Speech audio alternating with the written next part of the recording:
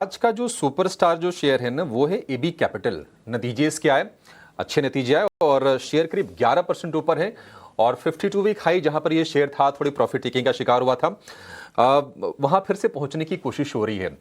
आगे हम देख रहे हैं कि आरबीआई की पॉलिसी भी है। राजेश जी, एबी कैपिटल बहुत पहले हम चर्चा इसके बारे में किया करते थे कि नहीं पोटेंशियल बहुत है, लेकिन शेयर चलता नहीं था। चलने की शुरुआत भी अच्छी हो गई है और आज तो रफ्तार बड़ी गजब की है। कैसी लगती है आपको कंपनी सर? और ये बताइए कि क्या आरबीआई पॉलिसी में आप भी उम्मीद करके चल रही है रेट कट की? देखिए, पहले आरबीआई पॉलिसी पे आए तो हमें नहीं लगता कि इस बार कोई विशेष माने रेट कट की हमें उम्मीद नहीं है। हालांकि कमेंट्री पे नजर रहेगी कि किस तरीके से वो आगे आने वाले दिन इन्फ्लेशन या ग्रोथ की फोरकास्ट को जो मॉडिफाई करते हैं, या जो 25% टैरिफ ट्रम्प साहब ने लगाया है उसके बारे में आरबीआई के क्या बयान आते हैं। इस बार हमें थोड़ा सा रेट कट की तरफ से थोड़ी सी उम्मीद कम है, क्योंकि पिछले बार ही हमने अच्छा खासा रेट कट और लिक्विडिटी इन्फ्यूजन देखा था। और जहां तक एबी कैपिटल की बात है, हमने पिछले करीब 2 ढाई महीने पहले हमने इसमें इनिशियलिंग कवरेज करी थी। और इस वक्त भी हम समझते हैं कि जो आज तो नतीजे आए हैं उसका फर्क पड़ा हुआ है, और इस वजह से इतनी बढ़त हो गई है। लेकिन कंसोलिडेशन में थोड़ा करेक्ट होता है तो वहां पे हमें खरीदारी की सलाह रहेगी। आपने सही कहा, जमाने से ये स्टॉक चला नहीं, बावजूद इसके की फंडामेंटल्स बहुत स्ट्रांग थे। न केवल खुद की एनबीएफसी बल्कि इनकी जो सब्सिडरीज एएमसी में, इंश्योरेंस में या दूसरे वर्टिकल्स में काम करती थी, सब जगह अच्छा है। ईओम में लगातार बढ़त दिखी, एसेट क्वालिटी ठीक है। और मुझे लगता है कि अब जब बाजार ने ये रियलाइज किया है और ये चलने लगा है तो यहाँ से अपसाइड और बनता है। साल भर में हमारा नजरिया है कि ये स्टॉक 300 सवा 300 तक जा सकता है।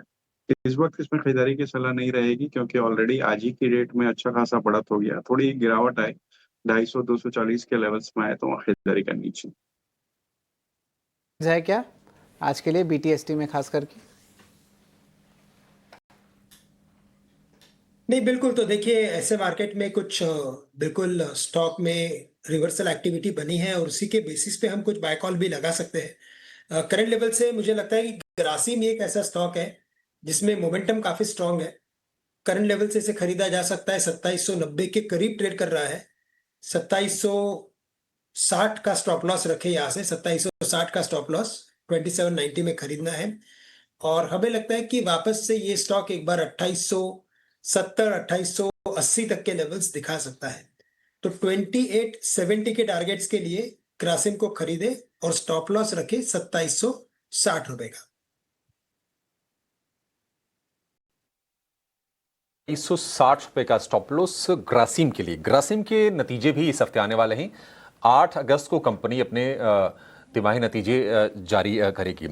लेकिन हीरो मोटो 5% ऊपर और डे हाई पर फिलहाल ये शेयर कारोबार कर रहा है और हम देख रहे हैं कि 4500 रुपए के ऊपर निकल गया है। श्रीकांत जी, एक व्यू जरा हीरो मोटो पर आप फिर से दीजिए।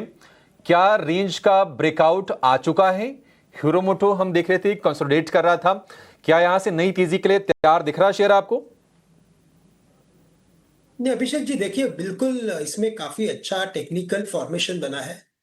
और ऐसे फॉर्मेशन में जब स्टॉक एक रेंज के बाहर निकलता है, और वो भी रेंज जब कम से कम 1.5 से 2 महीने की हो, तो एक क्लियर सिग्नल आता है कि ये जो ब्रेकआउट है वो सस्टेनेबल है। और अगर सस्टेनेबल अगर है तो यहाँ से इसमें क्या होगा कि जो इसने एक बड़ा सेल ऑफ दिखाया था हमें, उस सेल ऑफ का एक प्रॉपर रिट्रेसमेंट हमें देखने मिल सकता है। और ये रिट्रेसमेंट अगर बना तो ये स्टॉक कम से कम 5000 5100 तक जा सकता है।